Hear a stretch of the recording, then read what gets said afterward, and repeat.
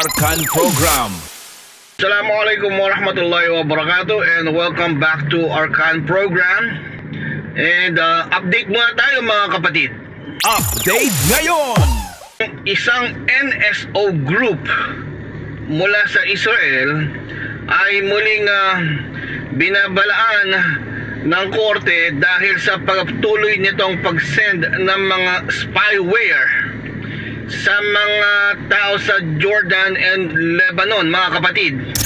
At ito ay ginagamit niya ang mga pangalan katulad ng ikhwancast.com at meron pang iba na ginagamit niya ang gazacast.com at fr24.com. Ito ay mga websites na kanyang ginagamit ang mga pangalan upang ito i-send niya sa mga WhatsApp users at ginagamit niyang spyware ang mga ito kapag sila ay nag-click sa mga link na ito.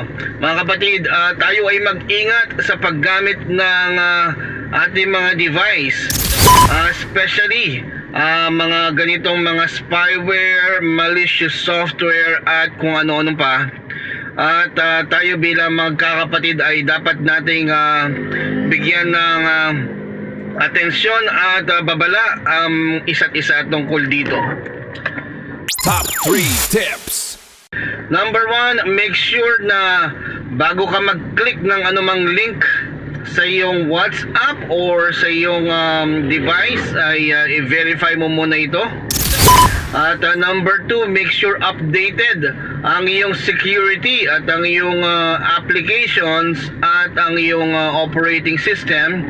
And number 3, make sure na tayo ay laging nakahanda sa kung anuman ang bagay na dumating sa ating devices na ito ay kaagaran nating magapan.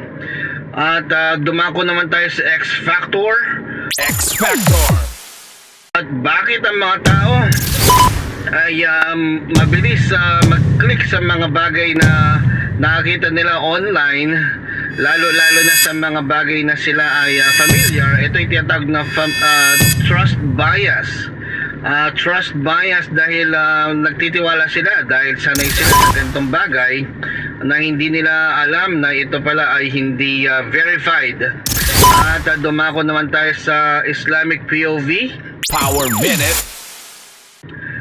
Power Minute.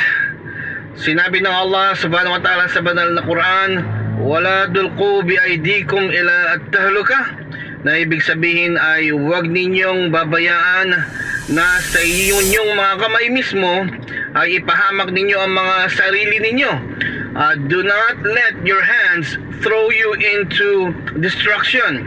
Huwag niyong bayaan na kayo mismo ang magpahamak sa inyong mga sarili. At ito'y aral na kung saan mag-verify muna tayo ng information bago tayo mag-click ng mga ito. At sa susunod muli, wa ilal liqa'i, I'll see you again next time. By the way, you can like this, subscribe, and comment, and share it for additional information. I'll see you once again next time.